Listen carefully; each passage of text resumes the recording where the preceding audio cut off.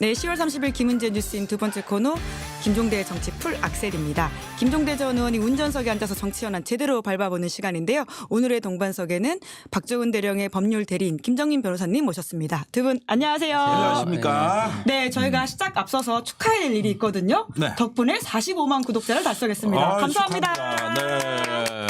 지난주에 저희 김종대 운전사께서 특히 더 밟아주셔가지고 쭉쭉 예. 올라갔습니다. 아 그래요? 예. 밟아야지. 50만 축하를 지금부터 준비하고 계시는 것으로 아름다운 예, 이야기입니다. 50만을 넘어 상상하자. 예. 예. 요전에 50만 넘었다고 축하 잔치한 데가 하나 있었는데 어디였더라? 오. 내가 기억이 어사무사한데. 네, 저희가 하시면 되죠. 저희 것으로 예. 기억을 리뉴얼 하시면 됩니다. 알겠습니다. 예. 네, 덕분에 오늘도 제대로 달려보려고 하는데요. 이제 박정훈 대령의 공판이 어제 있다 보니까 오늘 또 김정민 변호사님 모시고 그 이야기를 본격적으로 해보려고 하는데 그에 앞서서 오늘 한동훈 대표가 취임 100일인데 또 한 그렇죠. 대표가 들고 나왔던 브랜드가 소위 말하는 제3자 최상병 특검법 추진하겠다라는 거 아니었습니까? 예. 그런데 오늘 그 질문에 대해서 또뭐 자기 생각이 바뀐 바가 없다. 이 정도의 이야기를 했거든요. 예. 두 분 어떻게 좀 평가하십니까? 사실 이 최해병에 대해서 2차 가해를 하고 있는 거 아닌가 하는 저는 의심이 듭니다. 예, 지난 7월에 이걸 반드시 당론으로 발의하겠다고 본인이 먼저 얘기를 해놓고 지금까지 어떤 후속 조치도 안 하고 있을 뿐더러 이제는 아예 언급조차 안 하는 한동훈의 금기어가 돼버렸어요. 이렇게 되면은 그동안의 재판을 통해서 우리가 많은 가슴 아픈 과정을 봤는데 이거야말로 N차 가해 아니냐. 그때 최해병 건을 자기가 지금의 어떤 정권과 다른 개혁보수의 브랜드로 공약 1호로 내세웠던 겁니다 이게. 그러고 나서 지금 네. 이렇게 입 싹 닦은 거거든요. 심지어 닦은 정도가 아니라 2차 가해다, N차 가해다 이 아니, 말씀은 그 사실 얘기지 굉장히 뭐 이게 뼈아픈 뭡니까? 그 이야기 사이에 아닌가요? 최해병 어머니가 지난 9월에 이제 최해병 저녁일이었잖아요 원래. 그 얘기를 하면서 그 호소문을 쓰고 그랬는데도 저 검찰에서는 뭐 재심 청구했는데 답도 없고 뭐 도대체 이 하루하루가 정말 더 고통스럽다고 하소연하는 거 우리 뻔히 다 듣고 있는데 근데 저렇게 정치인이 책임도 없고 말의 일관성도 떨어지고 자기 말을 자기가 주워 담지 못하는 이런 정치를 우리 국민들이 언제까지 보셔야 되는 거야. 이거는 아주 N차 가해라고 생각합니다. 네, 최상병 특검법엔 누구보다 두 분이 진심이실 것으로 아는데요. 김정민 변호사님은 오늘 한동훈 대표 메시지 어떻게 보셨습니까? 뭐 크게 기대는 안 했고요. 근데 이제 이분이 어찌됐든 다시 중요한 시점에 자기가 약속했던 거잖아요. 국민들한테. 누가 약속하라고도 안 했는데 본인이 하신 거잖아요. 이런 국민과의 약속을 가벼이 보면 안 된다. 그리고 그때 이제 제가 귀담아 들었던 건 뭐냐면 국민의 눈높이를 얘기했었다고요. 최상병 특검이 국민의 눈높이에서 바라보면 해야 되는 일이다라고 당신이 얘기했기 때문에 지금도 여전히 국민들의 그 요구는 높지 않습니까? 최상병 특검에 대해서.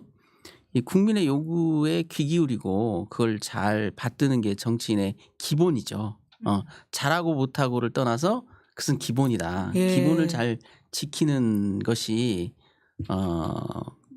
모두를 위해서 역사를 위해서 본인을 위해서 좋을 것이다 이런 생각이 듭니다.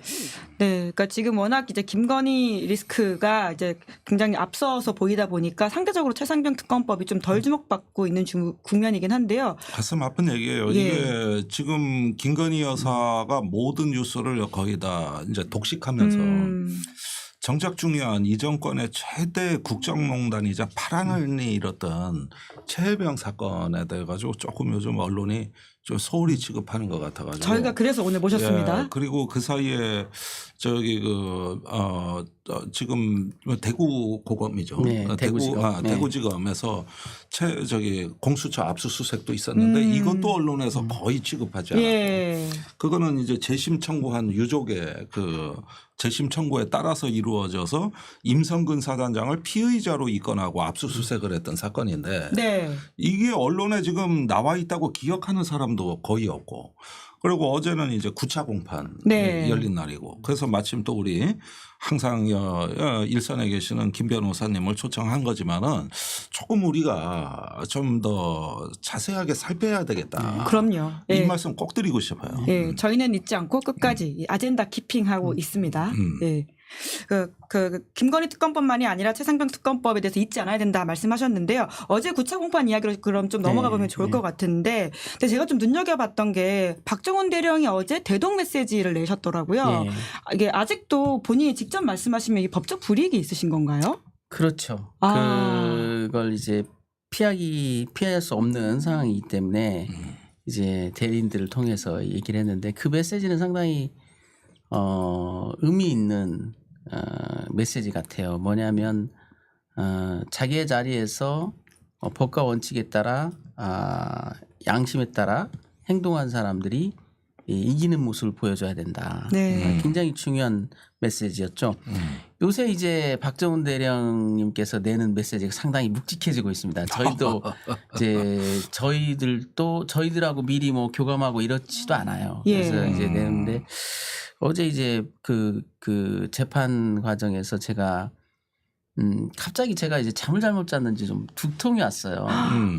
너무 신경 쓰시니까. 근데 이제 점심을 먹다가 제가 이제 머리가 아프다, 편두통이 좀 있다 그러니까 약을 하나 꺼내주시는 거예요. 오히려 박정훈 대령이 네. 약을 준비해 오셨군요. 근데 이 약이 센 약이에요. 제가 젊었을 때 두통 많이 앓았을 때 먹던 약. 그거 하나 먹으면 어질어질해가지고 이제 좀 40대 넘어서는 저는 안 먹거든요. 독한 약이다. 독한 약이다. 그러니까 예. 그 말이 떠오르더라고요. 저번에 그 최면 치료를 할 때 예. 머리가 깨질 것 같은 두통을 계속 달고 산다. 음. 아마 계속되고 있는 것 같아요. 그러니까. 본인이 가지고 있는 항상 상비하는 약이니까 주셨던 준 것으로. 거예요. 그래서 그럼 받으면서도 그게 떠올라서 좀 마음이 좀 짠하더라고요. 그럼 박정훈 대령의 지금도 몸 상태가 완전하지 못한 그렇죠. 상황이겠네요. 이거는 평생 갑니다. 이 후유증은 예. 평생 갈 수밖에 없어요. 한 인간으로서 감당하기 어려운 일이었잖아요. 절대 권력자들과 보이지도 않는 싸움을 한다는 그 자체가 지금이니까 뒤돌아보면 좀 헛웃음도 나오고 그러지. 그때야 죽냐 사냐는 문제였는데 그게 평생 간다고요. 그 후유증이. 아유, 자그마치 1년 하고도 뭐 몇 그렇죠. 개월입니까? 그러니까 예. 거의 뭐 감금 상태로 해병대 내에서 보직도 없이. 그 9차 공판에서 제가 정말 황당했던 게 뭐냐면 박영길 수사관이라고 이제 그 변사 사건을 담당했던 수사관이죠. 그걸 군검찰에서 증인 신청을 했어요. 저희가 한 게 아니에요. 예. 왜냐하면 증인이 너무 많기 때문에 우리는 재판을 빨리 끝내기 위해서 어쩔 수 없이 그 해병대 수사단 요원들은 제대로 못 부르고 있습니다. 근데 박영길 수사관을 불러가지고 군검찰이 신문을 했어요. 근데 제가 이제 반대 신문하면서 뭘 물어봤냐면 구속영장 청구서에 당신과 관련된 얘기가 이렇게 기재돼 있다. 박영길 수사관. 이거 어떻게 된 거냐 물어보니까 검찰이 난리를 치는 거예요. 증거로 내지도 않았는데 왜 그걸 인용하니에요. 그래서 불리한 내용인가 보네요. 그러니까 자기들이 그래서 내가 당신들이 자신 있게 썼지 않느냐. 예. 구속영장 사람을 쳐넣어달라고. 그때 재판장이 딱 가로막더니 그 공소장이 첨부돼 있는 거 아니냐는 거. 그러니까 황당하니까 이제 군검사가 나중에는 이 사건과 관련이 없대요. 그러니까 야. 재판 그 방청객에서 폭소가 나왔죠. 아니 이 사건의 구속영장이 이 사건과 관련이 없다면 도대체 뭐가 관련이 있는 거예요. 다급하니까 하는 말인데 그렇게 부끄러워서 남들 앞에 드러내지도 못할 글을 사람 죽이려고 음습하게 쓴 거예요. 구속영장이. 네, 구속영장이. 거기에 보면 박영길 수사관한테 거짓말을 시켰다 이렇게 나와요. 이제 와서 네. 증거로 쓰지도 못할 것들. 시켰다. 그래서 그래서 그러니까 제가 박정훈 대령이 밑에 수사관한테 거짓말을 하도록 시켰다. 그게 구속영장 사유예요. 네, 그래서 제가 두 가지를 물어봤어요. 거짓말이냐? 아니래요. 그러면 그걸 시켰냐? 아니래요. 그럼 구속영장 자체가 가짜라는 거잖아요. 그게 그 구속영장 허위 사실 중에 중요 내용도 아니에요. 저 끝자락에 몇 개 중에 하나야. 네. 그 앞에 거 중요한 것도 아니야. 그런데도 명확하게 나왔죠. 본인한테 물어봤냐고 제가 물어봤어요. 아니 구속영장에는 박정훈 대령이 박영길 수사관한테 거짓말을 시켰다 이렇게 썼으니 물어는 받느냐. 당신한테. 박정훈 대령이 당신한테 너한테 거짓말 시키느냐 물어는 받냐. 안 물어봤대요. 구속영장이 기각된 다음에는 확인했냐. 안 했대요. 검사 얼굴이 시뻘개졌겠네. 네, 그렇죠. 그래서 제가 그것도 물어봤어요. 그럼 이렇게 써 있는 것을 알았냐 그랬더니 몰랐대요.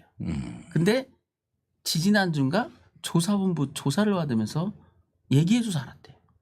그게 가능한 이야기인가요? 우리가 그 허위 사실로 예. 허위 공문서 작성으로 고소한 그 건에 참고인으로 조사를 받으면서 구속영장 청구서에 이렇게 기재했는데 이거 어떻게 된 거냐고. 거짓말에 이용당한 거 나는 네, 몰랐다. 그렇죠. 지금 이런 이야기를 하는 거잖아요. 이거 황당한 거예요. 그러니까 그걸 제가 이제 구속영장 청구서 내용을 그대로 인용하고 읽었다고요. 그랬더니 난리가 난 거예요. 왜 그걸 읽냐? 왜 인용하냐? 증거로 내지도 않았지 않느냐?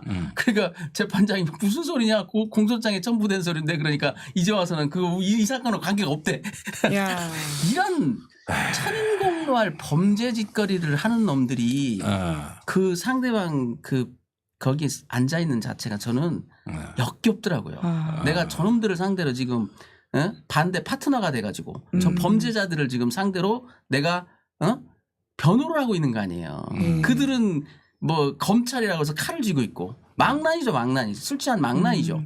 김정인 세상에. 변호사님 왜 두통이 오셨는지 알 것 같은 장면인데요. 아니 그러면 예. 특검이 되면 예. 지금 뭐 특검이 이제 재발이 되는 걸 우리가 봐야 알겠지만 이 사건 자체에 대한 조작 은폐도 물론이려니와 박정훈 대령에 대한 어떤 그 뒤집어 씌우기 위한 조작 은폐. 조작이죠. 그게 예. 이제 나는 이 부분을 제대로 특검에서 살려놔야 이게 저 위에 권력층하고 연결고리가 또 그럼요. 드러난다고 보는 거란 다시는 말이에요. 거짓말하지 못하게. 그래서 이제 사법 절차라는 것은 더딘 것 같지만 가다가 마는 법은 없어요. 끝까지 가야 돼요. 굉장히 힘을 주는 예. 말씀이시네요.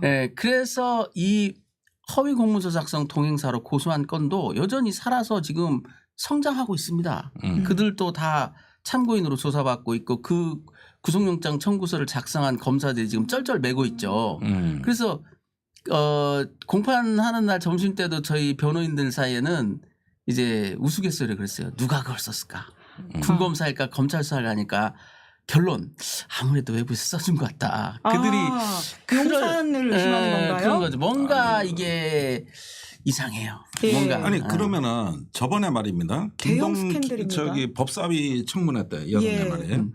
그때 김동혁 검찰단장이 국회 나와가지고 그 박정훈 대령이 휴대폰 증거를 인멸했다. 예. 이걸 구속영장에 넣은 거를 휴대폰을 이걸 삭제했다는 이 구속영장의 근거가 뭐냐 이 질문에 김동혁이 본인 진술입니다. 박정훈 진술입니다. 그러니까 박정훈 대령이 새빨간 거짓말 이랬거든요. 예.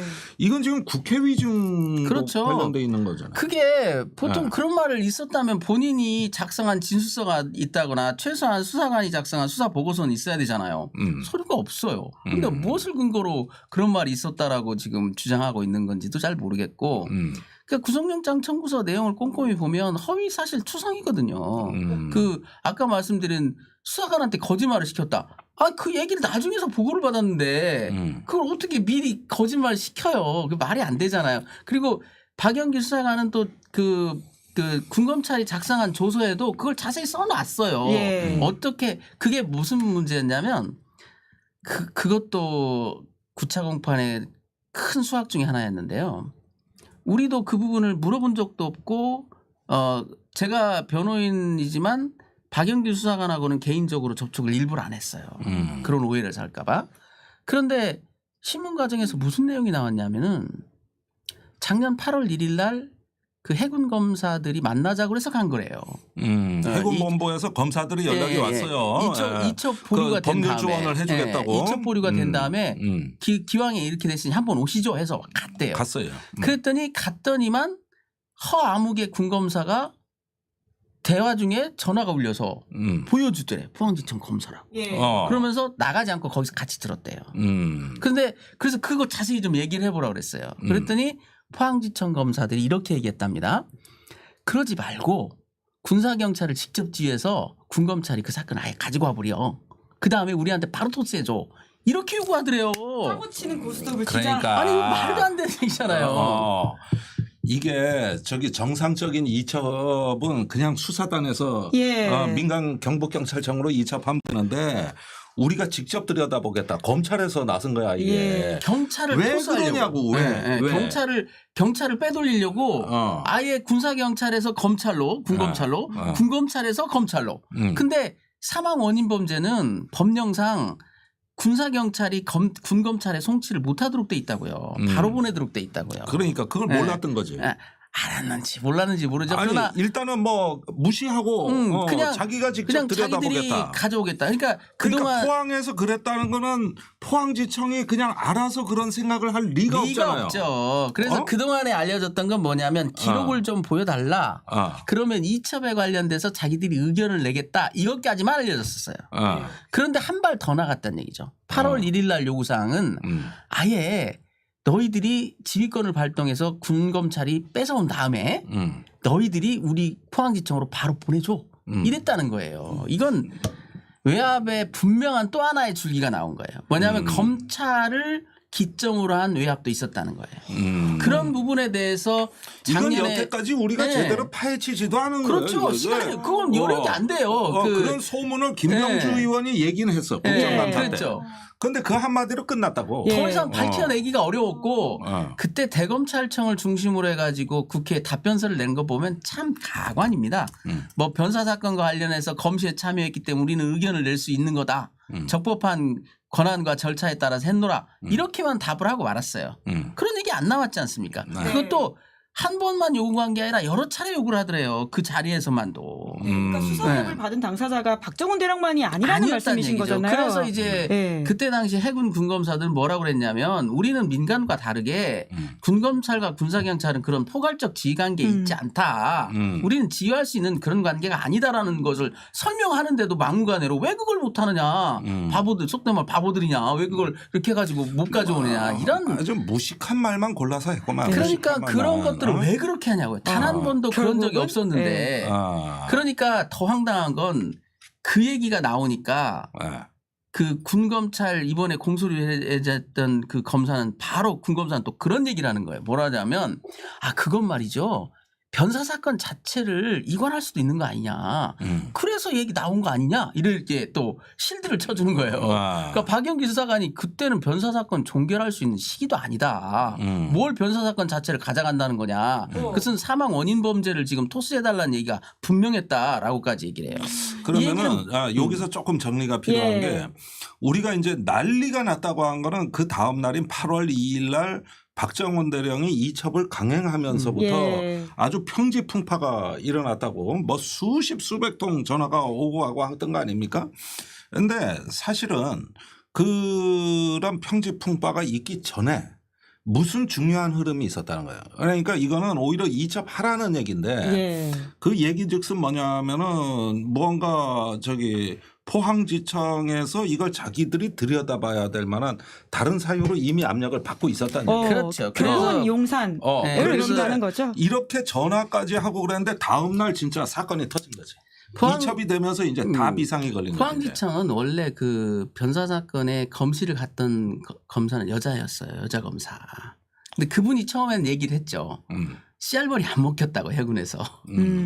그랬죠. 그랬더니 그 상위 계급에 있는 남자 검사가 재차전을 한 거예요. 여러 차례. 그래서 나중에 조율된 게 뭐였냐면 그러면 기록 목록을 보내줄 테니 보고 싶은 기록을 찍어라. 여기까지 협의가 됐었다라는 얘기 나왔어요. 네. 그런 과정에서 그냥 이첩이 강행돼 버렸죠. 그러니까 그리고 그 비공식적으로는 그 최모 검사는 자기 동기한테 이렇게 얘기했다고요. 내가 미쳤냐? 왜 했겠냐? 위에서 시켰으니까 했지. 그게 위에서 시켰다. 네. 그게 도대체 예. 그래서 그 줄기는 또 뭐냐는 거예요. 그 위가 어디까지 네, 갈 그 수 있냐. 이종호가 지금 이종호 대표가 뭐 또 한 그게 있지 않습니까? 로비. 네. 그건 또 다른 줄기예요. 그게. 왜냐하면 이건 7월 28일부터 움직이기 시작한 줄기라니까요. 그러니까 7월 로비가 28일. 일찍 예. 들어갔던 거야. 그러니까 여러 이게, 갈래 로비가 있었다는 로비가 거예요. 일찍 들어갔었고 갈래는 여러 가지지만 위에선 다 모인다고. 그렇죠. 네. 우리가 일단 의심하는 거는 그 여사님과 이시원 공직기강 비서관 또는 국방비서관 요 몇몇이라고 사실은.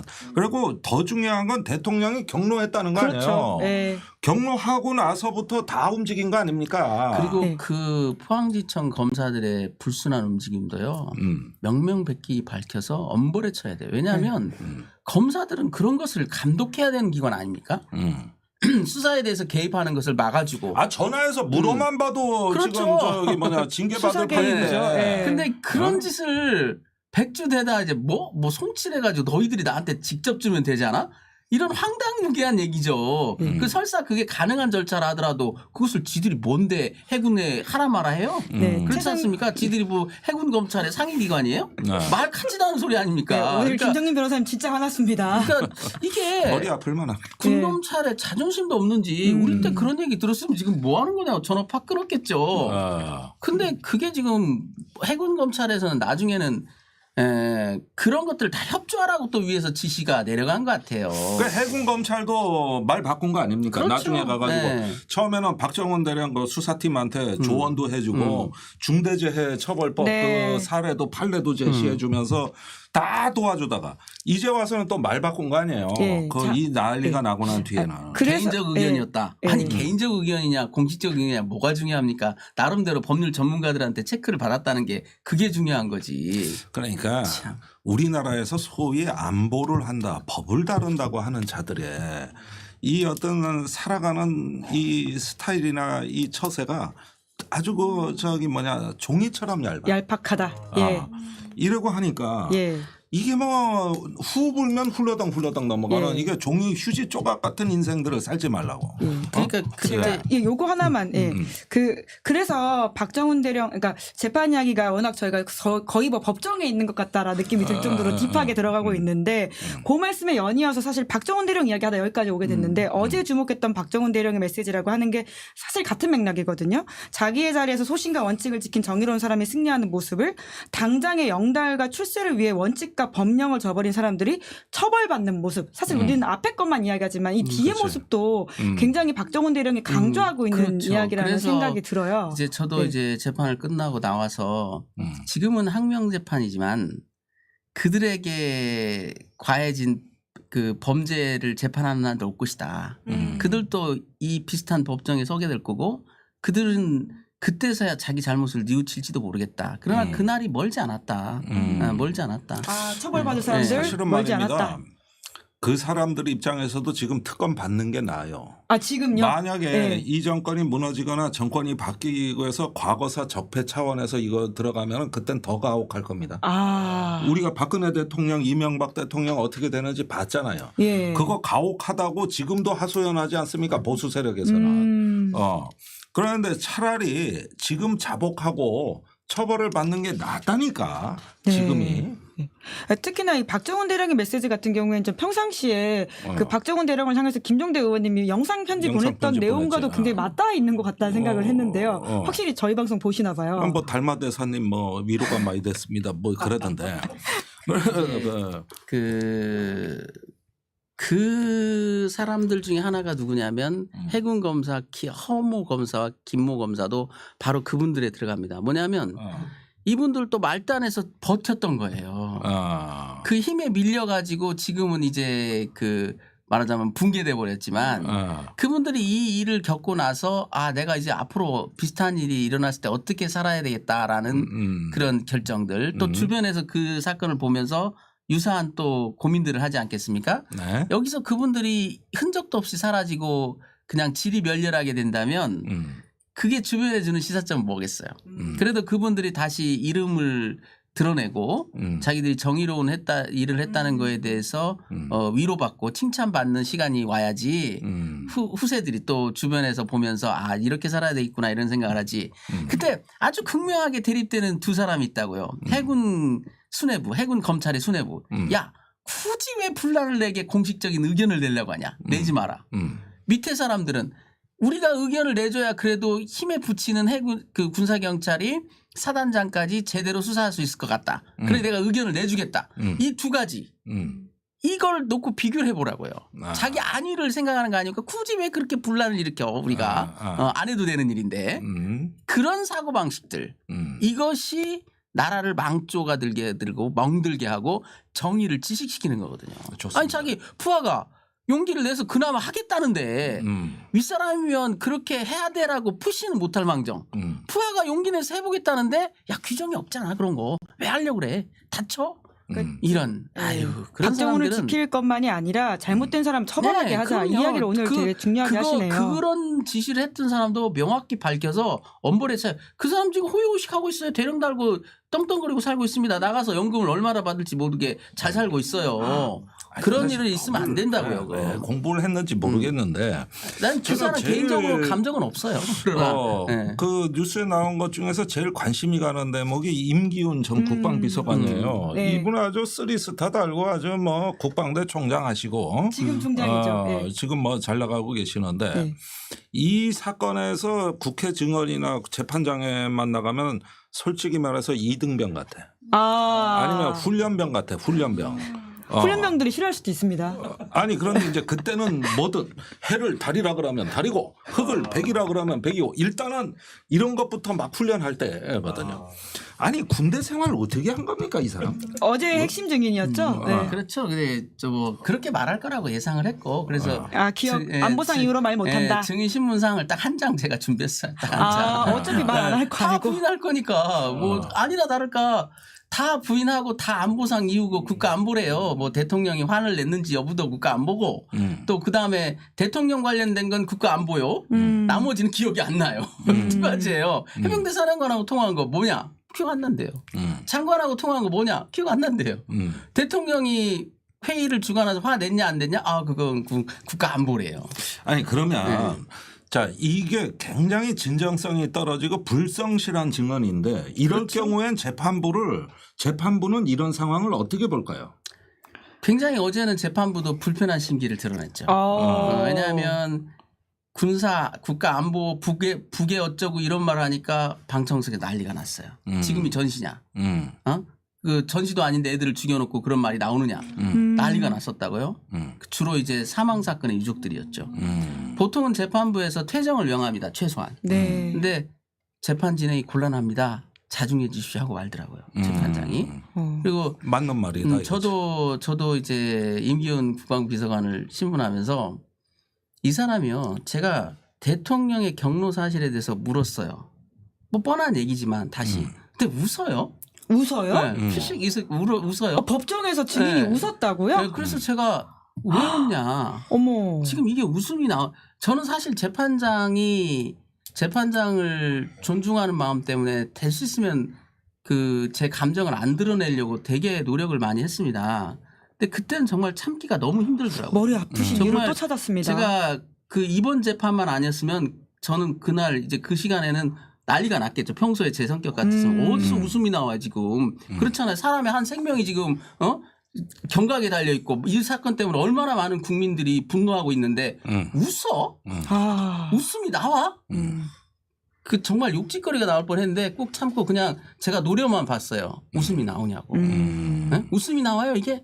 그 웃을 질문입니까? 아니 자기가 했다고 지금 소문이 났어요. 자기가 전했다고. 그래서 당신이 전했다는 말에 대해서 진위를 법정에서 물어보고 있다고요. 근데 웃음이 나와요. 그만큼 국민 알기를 우습게 하는 거죠. 네. 그랬더니 지가 뭐라고 무슨 부처요 염화미소요 뭐요 이거 웃는다고 뭐라고 했더니 아니, 뭐라고 그런데 그러니까 이런 식으로 아주 불성실하고 오만한 태도를 취했단 말이야. 근데 국가 안보에 관한 사항이라 하더라도 재판 중에는 증언이 필요할 때는 어떻게 이걸 처리합니까? 그러니까 이제 재판장이 그걸 경고를 하더라고요. 그건 진술 거부 사유가 아니다. 증언 거부 사유가 아니다. 만약에 국가 안보상의 이유라면 비공개 재판을 진행하겠다. 그걸 원하냐? 그랬더니 그건 아니래요. 그러니까 이제 이런 것들이 저는 분노하는 측면도 있지만요. 한편으로 보면 또 좀 좋은 측면으로 생각을 해보자고요. 대통령이 군사법원의 질문에 대해서 안보사항이라 답을 못합니다라는 이 모습은 영원히 역사 속에 기록될 우스꽝스러운 모습이에요. 그렇지. 네. 이건 정말 우스꽝스러운 얘기고 자기들도 죽을 때쯤 되면 창피할 거야. 그러니까 봐봐.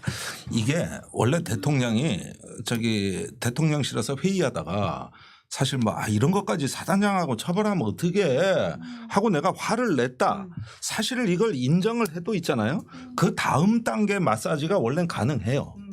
그런데 그 대통령이 그런 반응을 갖다가 우리가 너무 밑에서 과도하게 해석했다든지 아니면 말이 잘못 전달됐다든지 아니면 뭔가 있는데 모든 이게 이제는 박대령 처벌 여부보다도 대통령 마사지 그 1인을 보호하는데 모든 입맛이 맞춰지다 보니 이게 어떻게 되냐면 한 사람의 그 한마디를 지켜주기 위해서 모든 사람이 다 죄인이 돼야 되나. 그러니까 이런 상황이 네. 됐다는 뜻이요 이게. 그게 대통령실에 사실 회신이 왔을 때는요. 저는 그런 답이 올 거라고 예상도 했지만 너무 반가웠어요. 솔직히. 왜냐하면 이 윤석열 대통령도 무섭구나. 무서운 거예요. 윤 대통령이 네, 이제 왜냐하면- 겁먹었다는 걸 네. 느꼈습니까? 네. 무섭지 않다면 거짓말을 하던가 했겠죠. 아니 나 안 했어요. 내가 언제 화를 내?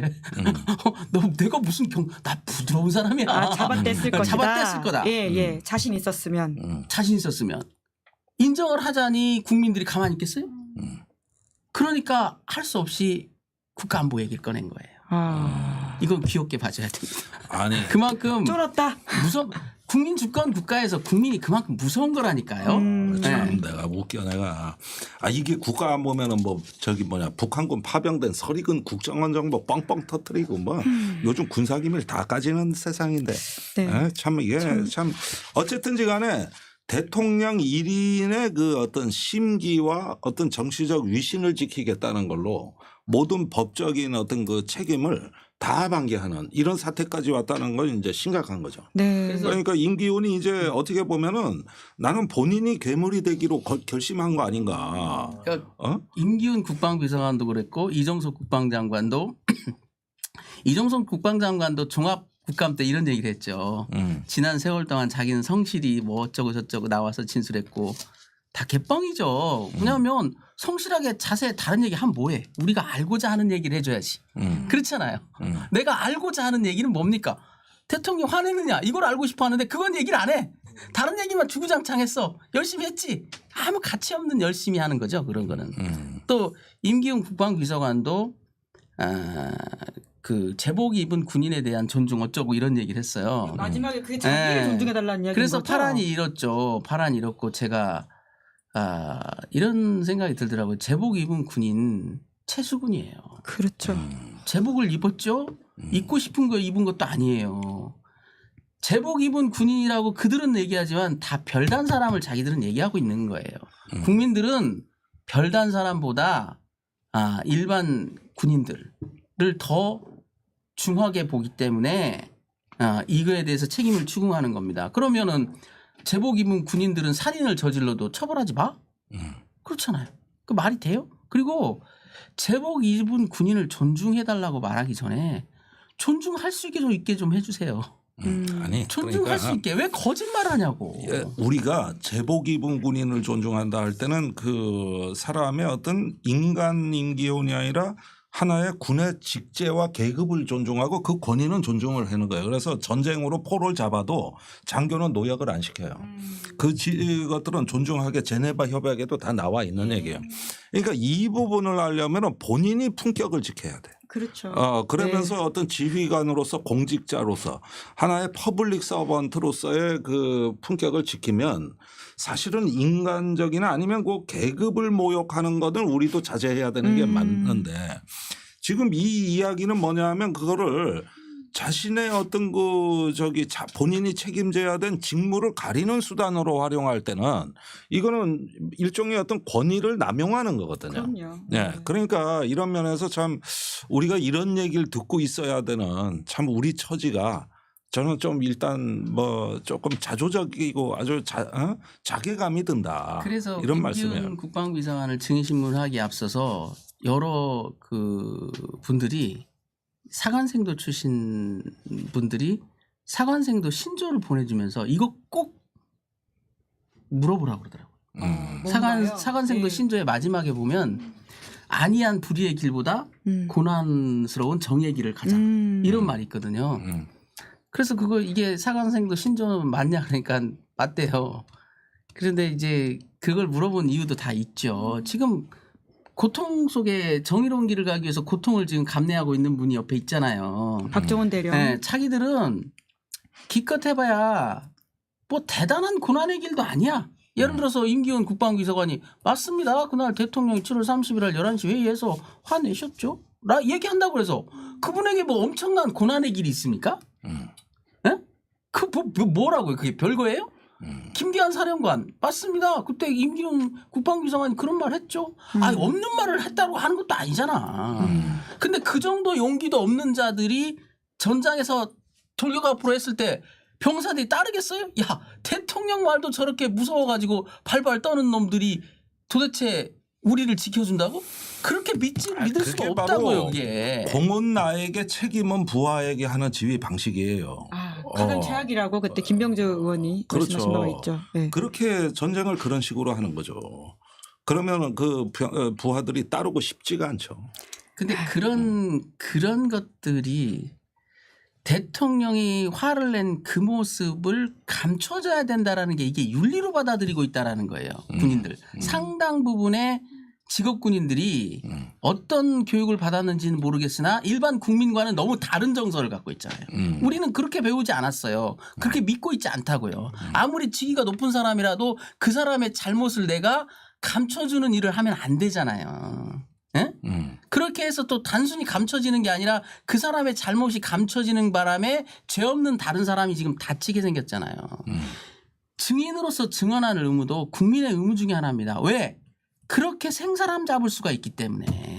예, 흑백이 갈리고 죄 지은 사람이 오히려 죄 없는 사람을 핍박할까 봐 국민들은 모두 다 법정에 나와서 자기가 경험한 사실 그대로를 증언해야 될 의무가 있는 거예요. 네. 국방의 의무 못지않은 중요한 의무입니다. 예. 서양에서는 이거 굉장히 중요한 의무로 보고 있어요. 근데 우리는 그런 생각이 좀 약한데 특히나 군인들 고급 장교들 사이에 퍼져 있는 그 바이러스처럼 퍼져 있는 그게 이게 윗사람의 치부는 무조건 내가 몸을 바쳐서라도 막아줘야 돼. 그게 도와주는 것도 아니에요. 네. 저기 이제 웬만한 증인 신문은 이제 다 다 끝난 끝났죠. 거예요. 네, 군차 다 그러면은 11일로 네. 결심만 남았죠. 그러면 판결이 11월. 11월 말 또는 12월 중순경으로 저희는 예상합니다. 최종 선고가 네. 그럼 한 달 정도 네. 많이 올해 안에 기다리면 한 달. 날 거라고 보시는 거죠. 21일 날 종결을 하면 한 달 정도 이제 판결문 쓰는 시간이 있을 거니까. 근데 저는 뭐 개인적으로는 뭐 100% 확신한다 무죄에 대해서. 중요한 건 무죄가 아니라 무죄 판결을 어떤 형식으로 쓸 거냐. 네. 그러니까 보다 적극적으로 쓸 거냐 아니면 소극적으로 쓸 거냐. 네. 이제 소극적으로 쓰면 전국에 미치는 파장이 적을 것이고요. 네. 보다 적극적으로 쓴다면 전국에 미치는 파장이 세겠죠. 좋습니다. 그러면은 사실은 이 판결은 어떻게 나오든 한 측은 항소를 할 걸로 예상이 되거든요. 그렇죠. 그러면 이제 민간 법원으로 가는 거예요. 예. 지금까지는 우리가 군사 재판을 얘기한 거고, 그래서 저기 나름대로는 좀 어렵게 끌고 온 거란 말이에요. 그래서 이제 고등법원, 민간법원으로 갈 가능성이 크죠. 자, 그래서 앞으로 이걸 그러면은 어차피 이게 끝났다 할지라도 또 다른 이제 시작이 되는 건데, 사실은 민간법원이면 상대하기가 더 좋지는 않습니까? 꼭 그렇지도 않고요. 그래요? 제가 볼 때는 뭐 그거는 아닌 것 같고 저는 이렇게 평가를 하는데 무죄 판결이 나온다면 이제 그 새로운 국면이 또 열리겠죠. 그러나 만약에 저는 그런 가정은 그 가능성은 낮다고 보는데 이제 군사법원이 이 사건을 유죄 판결을 한다면 영원히 아마 우리 역사 속에서 군사법원 사라질 겁니다. 영원히 사라질 거고. 그러지 않아도 뭐 군사법제도 개혁이 그렇죠. 지금도 지금 군사재법을 없애자고 지금 백척간도에 서 있는데 지금도 그런 상황인데. 근데 그 모든 것을 떠나서 사건 자체를 본다면 이건 도저히 유죄 판결할 수 있는 사안이 아니에요. 도저히 말도 안 되네. 네, 재판 마무리를 이야기해 주셨으니까 근데 사실 윤석열 대통령 증인 신청하셨잖아요. 증인 신청은 아니었죠. 예. 근데 이제 증인 신청에 가름한 사실 조회를 했는데 이렇게 나왔죠. 그 윤 대통령한테 가장 물어보고 싶었던 결국 그날 경로에 대한 부분이 있었던 거죠. 그렇죠. 경로했느냐. 예, 그다음에 예. 이제 이첩 강행하니까 당신이 직접 나서서 기록 뺏어왔느냐. 두 가지를 물어. 화내셨어요? 뺏어오셨어요?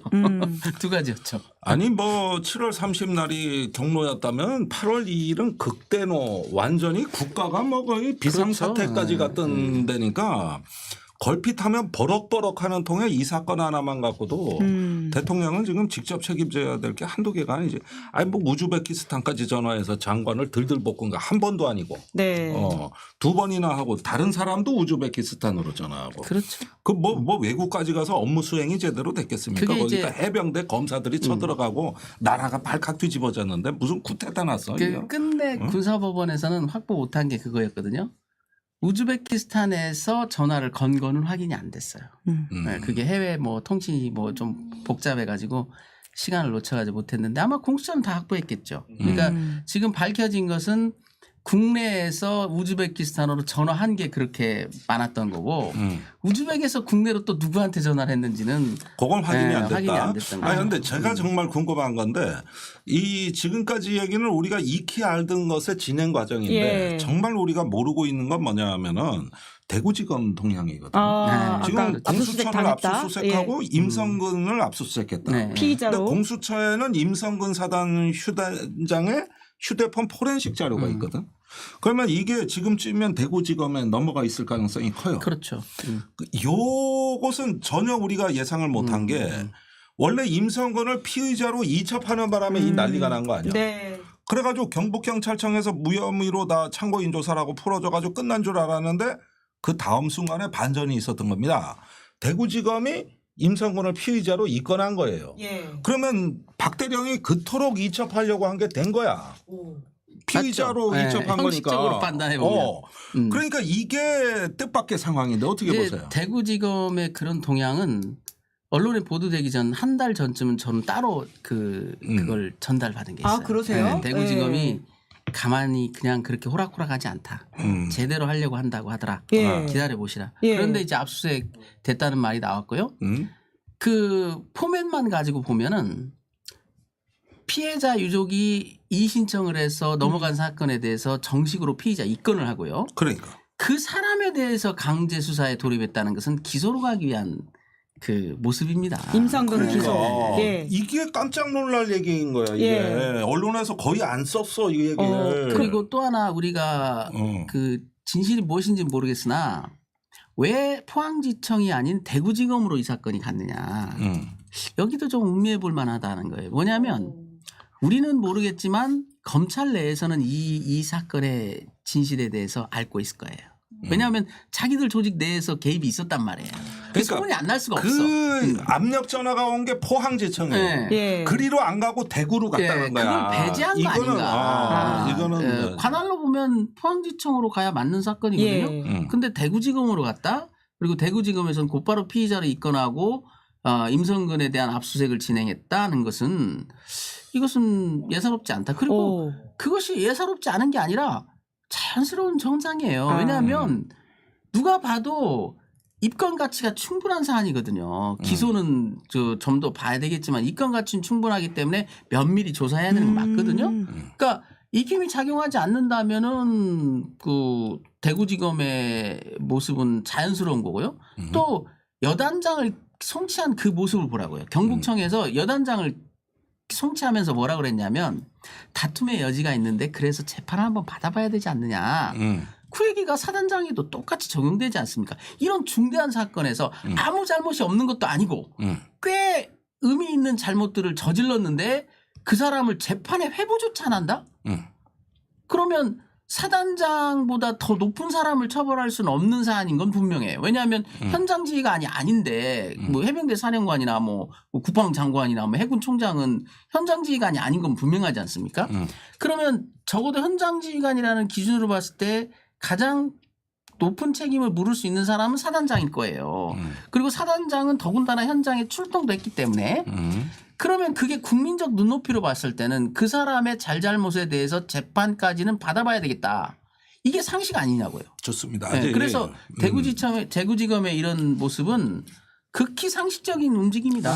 그나마 상식이 있다는 게 우리를 충격에 빠뜨리는 이런 비상식적 세상입니다. 지금. 맞아요. 그러니까 예. 말씀을 정리하자면 대구지검에서 임성근을 기소할 가능성이 높고 대구지검이 가지고 있는 뭔가 큰 게 있다. 이런 말씀으로 보시네요. 큰거라기보다는 예. 그 어떤 이제 활용점정 차원에서 예. 결정적인 뭔가를 좀 더 찾긴 했겠죠. 대구지검이 그러나 뭘 가지고 있을 예, 것이다. 그러나 그게 없다 하더라도 예. 이미 그 경북청 단계에서 확보된 증거만으로도 예. 기소는 충분히 가능하지 않나 저는 아. 그렇게 봐요. 또 기소를 해야 될 만한 정책적 필요가 충분한 사건이고요. 또 대통령실 개입하겠네. 아 여기도요?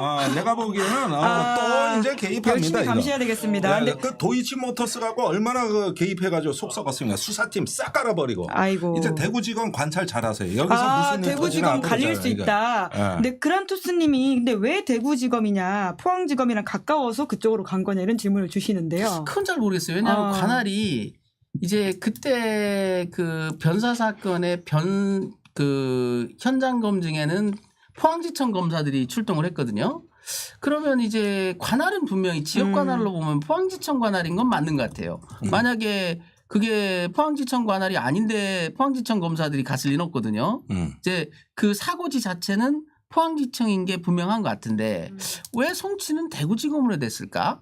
뭐 검찰의 관할은 지검이 지청을 포괄하는 관할을 갖고 있지는 않아요. 지역 관할을 딱 나눠놓고 있기 때문에 그래서 뭐 왜 대구지검으로 갔는지는 분명치 않으나 한 가지 단초가 포항지청 검사들의 수상적인 움직임에 대해서 검찰 내부에서 어느 정도 소문이 난 상황이라면 오해를 불식시키기 위해서 포항지청을 안 보내고 대구지검에서 가져간 거 아닌가? 이게 뭐 희망 섞인 분석일 수는 있는데요. 뭐 엉뚱한 이유가 있을 수도 있겠지만. 최근에 공수처가 완전히 손을 놨어요. 그 대통령이 완전히 손을 나가. 뭐 이제 53시간 재간은 동안 했긴 했는데 마지막까지 근데 들리는 재간 안 소식이 해줬죠. 없어요. 그 사이에 대구지검이 갑자기 나타난 거예요. 그러니까 이 부분의 의미를 해석하려면 이제 어떤 액션이 나오는 걸 조금 지켜봐야 되는데 항상 불이 다 꺼진 것 같은데 어딘가에는 희망의 불씨가 있더라고. 잘 찾아보면 있더라고요. 해야 할 일을 하시는 분들이 박정훈 대령처럼 어디선가 다 계신다 이 맞아요. 말씀이네요. 거기 혹시 네. 압니까? 이제 박정훈 대령 같은 분이 네. 또 하나 또 대구지검에도 박정훈 같은 사람이 있을 수 얼마나 있다. 그러면 좋겠습니까? 이런 말씀이신 건데. 원칙대로 한다. 네, 저희가 뭐 마무리를 좀 해야 될 것 같은데 그래도 또 이제 최상병 사건 오랜만에 저희가 이야기를 하니까 사람들이 궁금해할 만한 게 김종대 전 의원을 이종호 씨 같은 분이 고소하지 않았습니까? 그 사건 어떻게 좀 되고 있는지. 이종호 씨 예. 아직 조사 안 받았어요. 그럼 말만 그냥 고소한 건가요? 몰라요. 그러니까 김규현 변호사만 한 차례 조사받았던 걸로 돼 있어요. 너무 놀리시는 거 마포에서. 아니에요? 아니 난 다른 사건도 있기 때문에 지금 약식 기소된 다른 거 김용현하고 싸우는데 더 신경이 나는 가 있기 때문에. 약식 기소 되셨어요? 김용현인 지금 국방장관이 고발을 했죠. 그랬더니 뭐 다 무혐의인데 하나를 약식 기소를 했어요. 그래서 지청에서 연락이 왔어요. 그래가지고 이제 또 이 싸움을 시작해야 되거든요. 그거 헌재로 가셔야 되지 않나요? 받아들일 수 없다. 글쎄, 해야죠. 이제 정식 재판을 해야죠. 정식 재판 가시겠다. 참 또 긴 싸움, 김용현과의 싸움도 있으시다. 그것도 있고. 청공권은 소식이 없고. 그래서 저도 상관왕이거든. 5관왕은 돼야 될 것 같은데 이 정도. 5관왕까지 가시려고요? 뭐 상관왕 했는데. 옆에 변호사님 계시긴 합니다만은. 우리 양궁 선수들 5관왕 하던데. 네. 11월 21일에 이제 결심 선고가 있고 올해 안에 최종 선고가 날 것이다라고 말씀을 해주셨는데요. 박정훈 대령도 이 재판을 저희 방송을 보신다 하기도 하고 댓글창에도 박정훈 대령 향한 굉장히 응원의 메시지가 많은데 두 분 다 좀 박정훈 대령한테 한 말씀 해주시는 것으로 그럼 좀 마무리하면 어떨까요? 글쎄 먼 길을 오셨어요. 사실은 상당히 지금 어려움을 많이 겪으셨는데 이제까지 잘 겪으셨다. 그런 만큼 더 어렵기야 하겠는가. 하고 오로지 국민만 믿고 가겠다고 하신 말씀 기억하고 있습니다. 그 말씀대로 하면서 이제 마음을 조금 정리하시고 남은 담담하게 앞으로 미래를 맞이하시면 또 우리가 다 뒤에 서 있으니까 충분히 잘 견뎌내시리라고 생각하고 응원합니다. 네. 늘 보시지만 그래도 또 네, 방송에서 하시는 말씀 우리 박정훈 대령이 무죄라는 건 하늘도 알고 땅도 알고 다 알고요. 이제 그 모함했던 자들이 잡혀갈 날이 곧 다가올 겁니다. 조금만 기다려 보십시다. 둠 예언을 하셨습니다. 와중에 어센팅님께서 아마 힘을 내라는 취지의 슈퍼챗을 써주신 것 같은데요.